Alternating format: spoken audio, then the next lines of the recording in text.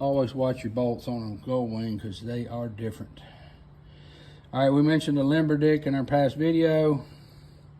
Something my dad showed me, who was a mechanic years ago.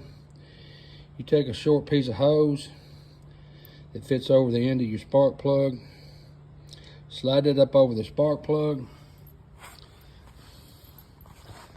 That way when you've got a recessed hole for a spark plug, as you can see in there, I can take this, run it right in, and just twist the end of it loosely, let it find its own seat, and eventually it will seat. I can turn it all the way in,